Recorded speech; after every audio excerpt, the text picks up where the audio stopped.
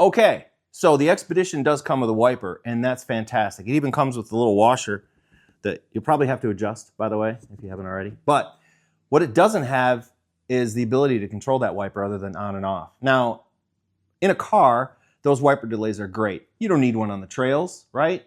Well, you kind of do, because trail riding is a little different. You're navigating terrain, potentially, and you don't want to have to keep hitting that wiper over and over. So Berks Attachments has a wiper delay kit that we're going to install. This is awesome. We've done it in the HD11 build. It's a game changer. So we're going to go ahead and run through that install right now. So this way you can control your wiper with all kinds of different settings. So stay tuned for this. When you order the Berks Attachments kit, it's very simple, okay? You get a book and it gives you all the instructions step by step with pictures. We're going to show you here to make it a little easier, but it's very good. What you get is this control module, which literally plugs in line with what you have. And of course you get the controller. This little knob, you turn this and adjust your, how you want your wiper to go. In addition to that, you will get a template, the sticker, 2 drill bits, and some zip ties. Why 2 drill bits? Because when you're drilling holes, honestly, the right way to do it is you drill a pilot hole, which is much smaller first, and then you drill the big guy. So that's one of the reasons. But we're going to go through all that here shortly, so stay tuned. We're going to get this very simple kit installed with huge results. All right, so I have the window open, but I want to show you get 2 options with this. One, you can actually mount it right on the wiper motor housing with the knob and everything, and then you end up tucking in all of your electronics up here.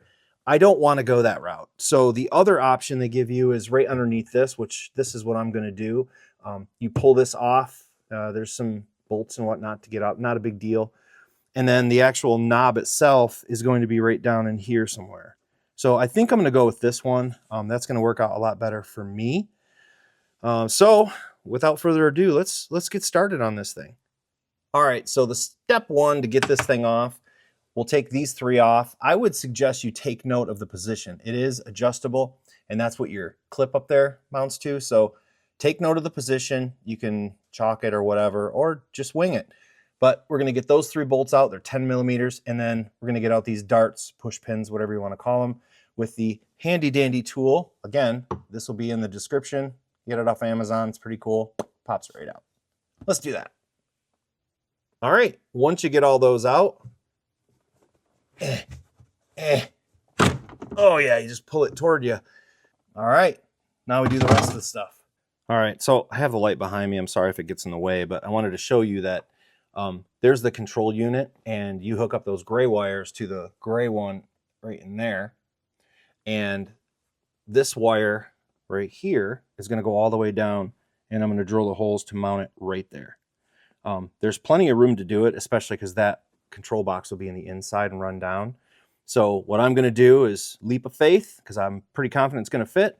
I'm going to mark this and drill it, and then I can come down and get this guy hooked up. All right, so I took off this cover over top of the vent. It just pops right out. There's these clips. You don't have to do this. I did this so I could verify this location is going to work and there's no interference behind there. I confirmed this is safe. So when I put the sticker down, I put it down probably 1/4 inch, and I ran it right against this edge. The reason is because I want to make sure this sticker is a little centered. I'm kind of anal like that. So this way, when we put the knob in there, this looks pretty centered and we're good to go. So the smaller hole, you're going to drill that first. You're also going to drill this one with the smaller one and then run the bigger one through it. There's nothing really behind here, but I wouldn't just send it all the way in. So as soon as you get the hole done, back her out, you're good. I'm going to punch these holes out. We're going to drill them and then move on forward. All right, first up, we're going to find the center of this guy and use this punch. I love this punch. Got that hole, and we're going to do this one. Sweet, let's drill. All right, time to drill in the machine. Oh God. Oh, just the tip. Just enough. Get her done. Switch out the bits to the bigger one. It's nice that these drill bits come with a kit, so now you've got some extra drill bits. We've all got some of those probably laying around. And then we'll drill this bigger one out. We're good to go. That's it. Okay, so here's the location that we're going to go ahead and put this. It was really easy. After you drilled those holes, there's a tab on the actual switch that fits in the smaller hole. So run it down from the top. Your hand should fit, unless your hands are very, very large. Get a friend to help you. You can hold it from behind, push it through here, and wiggle it so it's flush. When you drill this out, sometimes you'll have little pieces of plastic. You might have to just pull those out. Those could hinder a flush fit. So do that. Once you get this in there, just set it in there gently, and then you can put your sticker on. This is the position I put mine in, and it works perfect with the way this is set up. After that, you can then install the washer and then the small nut here. That's a 12 millimeter. Just tighten it up so it's nice and snug. Don't over tighten it, just enough to hold it in. You can grab it a little wiggle, and you should be good. Once you get that finished up, then you can go ahead and grab the knob, and the knob points off to the right. Just gently put it on there, push. When it's seated, you should be good. There it is. And this part's done. Let's move on to the top. Now up top, this one's pretty easy to do. I've already zip tied this in location, so I know where everything's gonna end up going. These two wires will connect up to this gray one, the Deutsch connector, I guess. So, really easy. Hold the little tab down. There we go. Now, take these guys. They only go in one way. Super easy. Once you hear the little click, you're good. Let's do the next one. And you're good. Make sure you got a little relief. Tuck the wires down. And now we can just install this. Let me show you, it's really easy. So keep this just right above here is fine. If it's level, you're good. Set that on there. And that's it. We'll put our two push pins in, tighten up these 10 millimeters, remember? Put it back in the place it belonged. And then let's button this up and then test it out.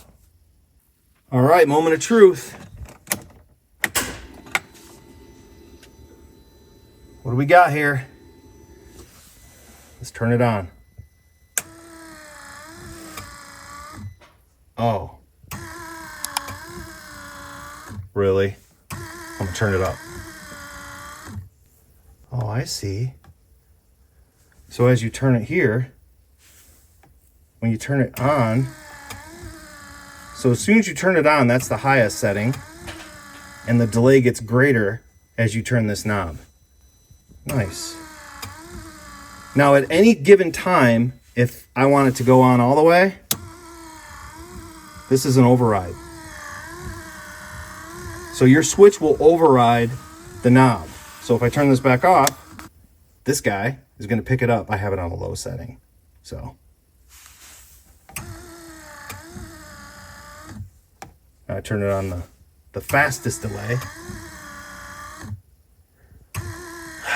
Berks, you rock this one out, man. This is awesome. Everybody needs this.